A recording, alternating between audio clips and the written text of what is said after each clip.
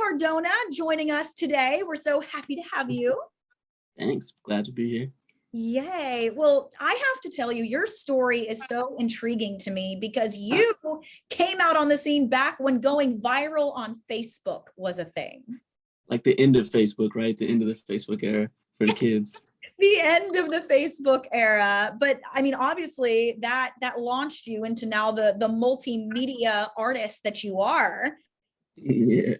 So looking back at the Facebook days, and now here you are closing in on 1 million followers on TikTok. What has changed most about you as an artist in this time frame?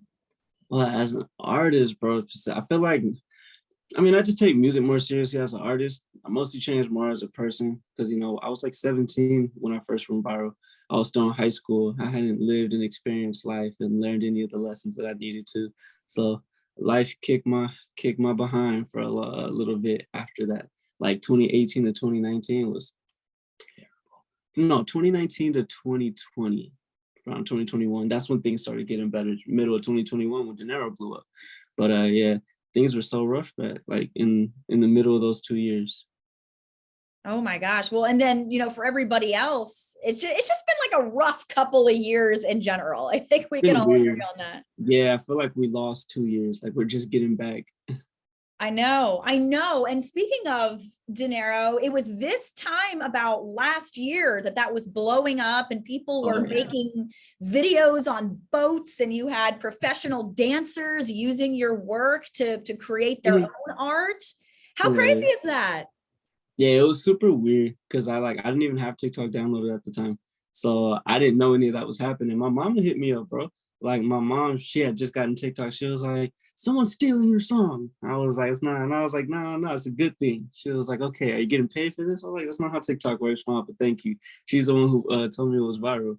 So I thought that was my God. Your mom telling you something went viral. I feel like that's not something you hear from a lot of people. Yeah, no, because I'm like, usually you would think I would figure that out first, but no, I didn't even have the application. If anything, it's like moms will find a video from Facebook from 2009 and be like, son, look how funny this is. And you're like, it's been 10 years, Mom. Oh, I get those too. I got one of those yesterday, actually. That's hilarious. What was the video? Do you remember? It was just a photo of me just looking ridiculously small, like 7 years old in a Boy Scout uniform. I was in Boy Scouts for a little bit. I was a terrible Boy Scout. Terrible. I can't tie any knots. Oh no, I can't either. I was a Girl Scout for something like 7 years and it was so much fun. Yeah, I was getting the cookies off though. I know the Girl Scout cookies is crazy. What is your favorite Girl Scout cookie? What? Thin Mints. Not even a question. Is that even a question, bro? Thin Mints for the win every time. Can't remember any other flavor. That is the right answer. They are so simplistic, so genius, and are perfect with vanilla ice cream. Crush them up. Oh, yeah, bro. They gave us the lamest stuff, bro. We sold popcorn. So I guess it's cool, but it's not as good as cookies, you know what I mean? Just like chocolate popcorn, cheddar popcorn, and then girls had Thin Mints.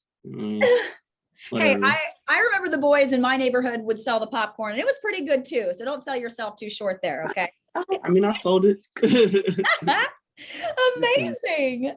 So you have been releasing a ton of music. You've released some EPs, you've been releasing singles and then remixes of those singles. That is so, you're just like a machine cranking it all out. Yeah, we're ignoring the EPs and stuff. I had no control in those coming out. I would not have released any of those. But the singles, so like Dinero, Love Me Back, those are stuff that I put out. Love Me Back is kind of like the first song I've actually put out in a couple of years because I had took a long break from music. I had quit music completely because I was like, I had to go work normal jobs and stuff. I had to find a place to live, So I wasn't doing music or anything at all. I was actually like traveling around, delivering food, cleaning houses and stuff like that when Dinero blew up, which is hilarious. But yeah, I got a couple songs that's out right now. The High Spanish version just dropped, which is super cool. We got some acoustic versions of Dinero and Love Me Back coming. I just put a new one up on SoundCloud today just for fun, like literally 10 minutes ago. Oh, yes. We're getting to that thing that you're teasing, that you teased like literally a few hours ago. But with the experience that you said, like, when Dinero blew up, you were working a normal job and delivering food.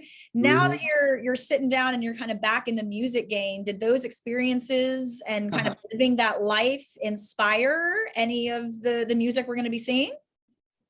I wouldn't say so much inspired, but it for sure made me work way harder and take it a lot more serious because I'm like, oh, I would hate to be homeless again. That's a pretty good motivator. You feel me? Yeah, absolutely. Once you get a dose of reality, and then you're like, oh wow, now now let's get to it. Yeah, take life serious. Yeah, learn from your mistakes, people. That's one thing. You can't blame everybody else for your mistakes. Learn from your mistakes and just fix the issue. Amen. Now, you hinted at it just a few seconds ago, but you literally just teased a new song that you have coming out called Can I Have This Dance? And it sounds... Yes, right now, bro. I just put it on I just put it on SoundCloud. I wasn't going to, like, they wanted to release it in a couple months, and I was like, I can't wait a couple months. So I just put it up on SoundCloud. I was like, they're gonna have to be mad at me, whatever, but it's out now. And I already saw that someone commented on TikTok and said, you sound like The Weeknd. That's a huge compliment, I think. Yeah, I mean, I love The Weeknd. I don't hear it, but multiple people said that. So I'm like, cool, I guess maybe other people can go in there and give me their opinions. I heard a lot of different opinions on who I sound like. I was like, I'm just trying to make good music. I didn't have anything in mind when I made it. It was just me and some friends, you know? That's a I don't think I sound like The Weeknd. Do I sound like The Weeknd to you? I think you sound like Trinidad. I think you sound like you. Right. But I think like I could hear a little bit. I mean, The Weeknd does like sort of disco-y, like throwback-y kind of nostalgic sounds. And I could kind of hear that musically. But but with the song being called Can I Have This Dance, for it to be a good dancing song, that's a good thing. Yeah, bro, I wrote that because I never got to go to prom. So I was like, this is the closest I get to going to prom. Maybe someone else can have it at their prom and they'll dance to it, or a wedding or something like that. Who knows? That's beautiful. I really hope that happens too. Me too. So what else can you tell us about the song? Did you work on it with anybody else? How did you produce it, mix it, all that fun stuff? Oh man, so the hook was already written, the music was already done. I just added verses. So my friend Taylor Ross ended up coming to me with the song. He was like, hey bro, you want to cut this? I was like, sure. And then I had two buddies, Stefan and Baby Kobe. I was like, cool, just come help me write these verses. Let's get this done. We did it in like a day. And I just been sitting on it for a long time. And I was like, I wonder when I'm going to release it.